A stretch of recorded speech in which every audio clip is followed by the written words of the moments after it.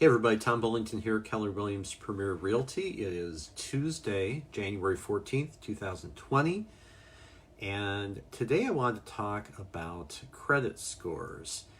And this came up, I was speaking with a lender this morning actually over coffee, and someone came up to him, another lender had asked about a possible client, and they were talking about credit scores and different types of loans and things like that. And it struck me as an important topic to bring up is your credit score and what that is and how you can find out more about your credit scores, etc., as it applies to getting a loan for your next home, for your next purchase. So there are three main credit bureaus in the United States: Experian, TransUnion, and Equifax, I guess. And there are different numbers, different ranges, and things like that. But these are the three credit bureaus or agencies that, excuse me, that your lender is going to be looking at these scores to determine how they rate you as far as a risk for giving you a loan, whether you're going to a specific mortgage lender, broker, or you're going to a bank. They are going to be looking at your credit score. And this goes the same for, buying furniture. You go to Home Furniture and you ask for a loan from Home Furniture to buy a new couch. They're going to pull your credit scores. So this is kind of an important deal. And obviously your credit scores are determined by the amount of debt you have. Typically, the less debt that you have, the better.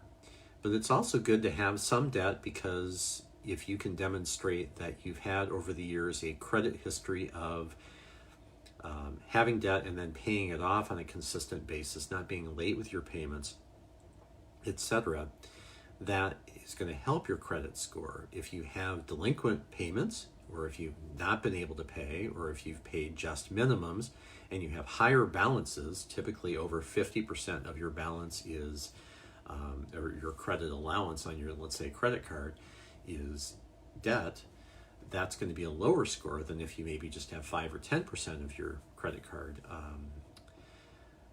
with debt on it. So there's a number of factors that go into your credit score, and specifically to buying a house or purchasing a home, getting a loan for that, your lender is going to look at the credit rating specifically. If you are an existing homeowner and you have been paying your mortgage payments also, that's going to be good for you. If you have not been paying your mortgage on a consistent basis or on a regular basis, if you're constantly paying it late, that's going to ding your credit score as well, and it's going to affect your not only your ability to get a loan, but if you get a loan, you're going to be paying at a higher interest rate than someone else with better credit than you. So how, Tom, do you find out your credit score? Well, short of going to a lender and finding out your credit score, there are different ways to find that out.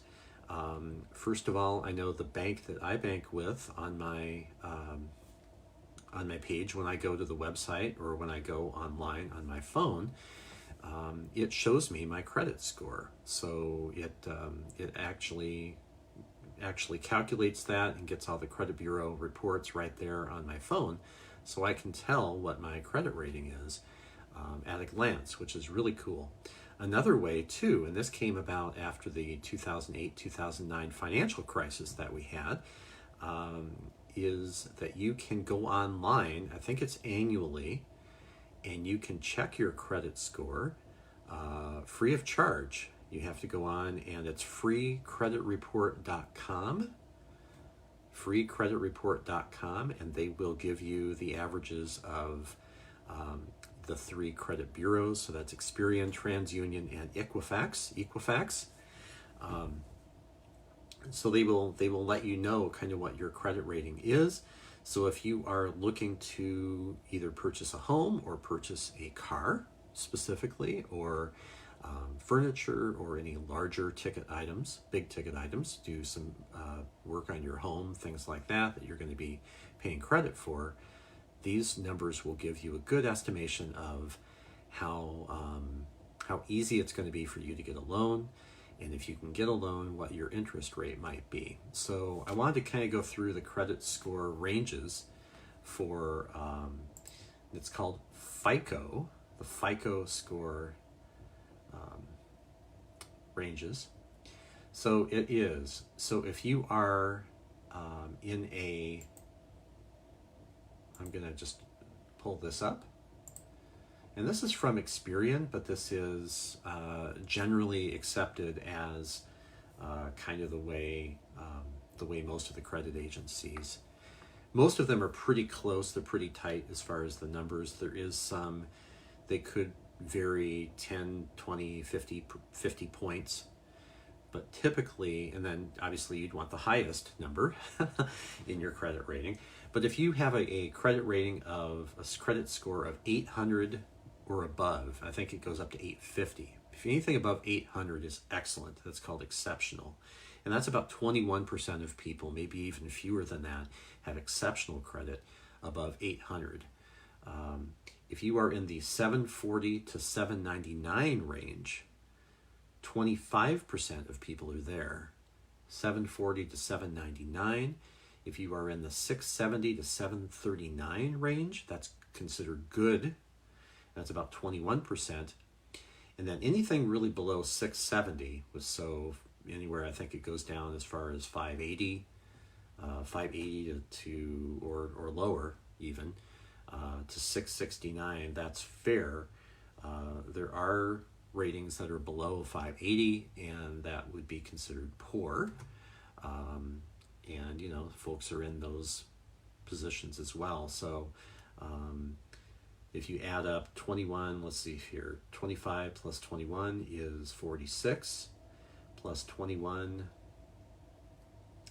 is 47, 60. So you maybe have another 20% that are in poor range, below 580 for a credit score. It'd be very challenging to get a home loan much below, anything below 600 or 580, something like that is, if you're in the fives, the 500 range, very difficult to get a loan for a home. Typically you either have a poor credit rating, you have some delinquencies in there, you don't have enough credit, you don't have a large enough credit history in some cases. So it's not like you've been delinquent, you just haven't developed enough credit history to show over time that you've paid off things on time. So it is a good point to get a credit card and pay it off. Get a credit card, pay it off, things like that. And there's tons of information. I don't pretend at all to be an expert on credit. But the big thing is make sure that you know this number. And then when you're going into a lender, you can at least be educated going into the lender and saying, oh yeah, I think my credit rating is 750. Okay, that says something about you.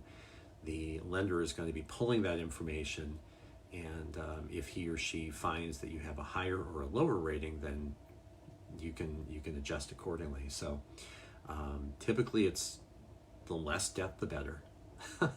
Especially when you're going into buying a home for like $300,000, $400,000. If you already don't have several $1,000s in credit card debt, that's a good thing because you'll be able to pay off the mortgage reliably.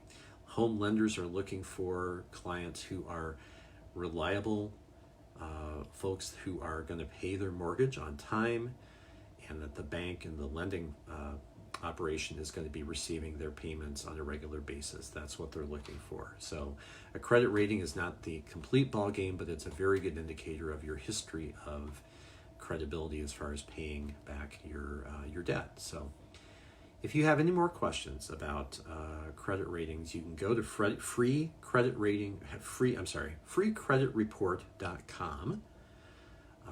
Also, you can look on the Experian, TransUnion, and Equifax websites as well, if you'd like some more information there. Or just talk to a lender of your choice, whether it's locally, at your bank, or online. There are lenders online as well. But I think going into a local office and talking to a human being that you can relate to is far preferable to getting an online lender who doesn't know you from anything. So just giving you my thoughts there. My phone number is 651-402-6356. My website, buysouthmetro.com. Hope you're having a great Tuesday, and we will check in soon. Thanks. Bye.